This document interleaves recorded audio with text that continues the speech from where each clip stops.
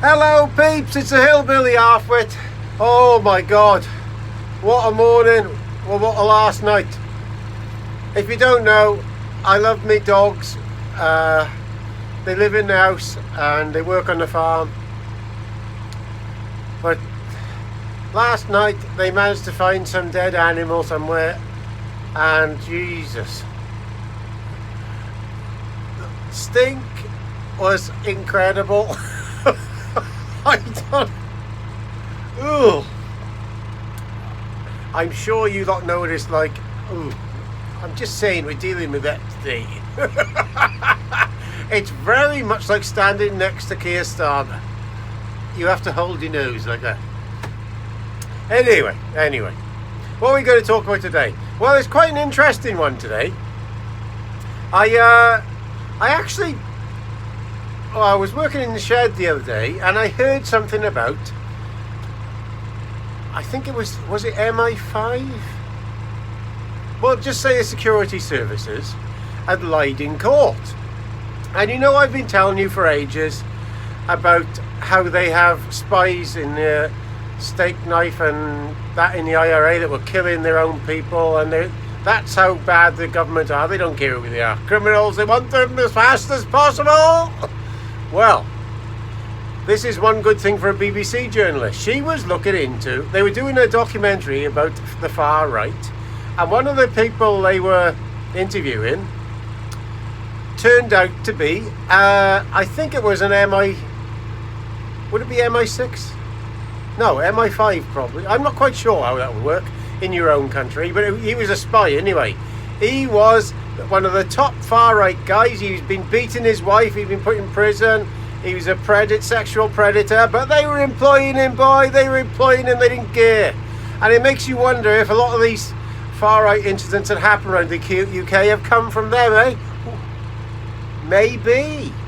Because that's what happened when I was younger, in the 70s and 80s, these Birmingham pub bombings and things like that, and these far-right lunatics, I'm sure they blew up somewhere years ago. But I remember it came out back then that quite a lot of these people were members of the security services, and they'd had tip-offs that this was going to happen in Birmingham, and I remember a panorama programme on it. Anyway, fair play to this BBC reporter, this girl. She would not let this lie, and she was going to do a piece on it.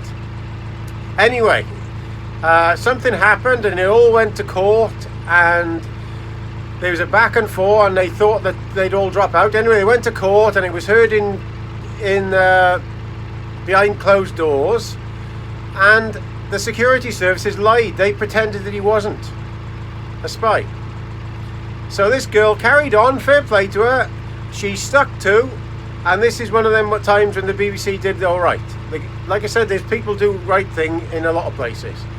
She had got evidence of this guy is from the security services on an email, and she'd recorded him talking on the telephone that he'd admitted that this guy was a spy, and he'd been with him for ages. So last week when I was in the shed here, I heard this, and they've had to apologise. So the security services had to apologise for lying in court twice. This is the tip of the iceberg. I know I've said this for a long time now. The far right and the far left are the same thing. They're the same thing. And these people, these security people, employ these nutcases. They don't care what they've done. They employ the worst possible people because they know then they'll get to the top. And I am convinced that, same with the savages. I'm the same here. I'm convinced of that girl abroad that I'm sure she's employed as well, because Tony Blair's missus was trying to get her back. There's lots of these savages that were employed by him, and I'm sure they're asked to do these terrorist acts myself. Just say allegedly. These things that happen in our country are no coincidence. They're there to stop a story, change the story around. Like now we'll have this thing with Dodge happening in America. It's doing a brilliant thing, by the way. And there'll be something that'll happen now to try and turn the news stories. You watch. It always works. They throw a dead cat on the table, that's what they call it, and it changes the storyline. So yeah, I found that very interesting. Very interesting. Another thing as well was with the farming. I heard that next week the Farmers Union have got a meeting with the Chancellor. Now I smell a rat here. I think they're going to come to a deal on something, because I don't trust the Farmers Union. I never have. I do not trust the leadership of the Farmers Union, because they don't even want to be striking. They're there reluctantly. I wish somebody else was in that room, because if they do something on inheritance tax, which will be good, don't get me wrong, if they raise it, so that will be a good thing. I hope they do. But if they make that deal, there's something else going to happen, and this will mean this green agenda will be just pushed right through on this Boyer thing. So I've got to be honest, I've never trusted the NFU heads. Never have, never will. I think they're too close to the government, and they've already decided what, really been told what to do. You know, I'm on your side, baby. That's what's going on there with them top lot. Nobody will ever change my mind. I do not trust them as far as I could throw them. They're the type of people that would grass you up in a second. So anyway, that's the video today.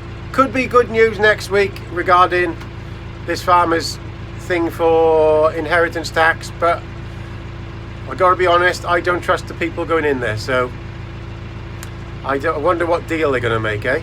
So please subscribe down here. Really love replying to your comments and seeing what you've all got to say, because I learn some of that off you all the time. So all the best, Gaz.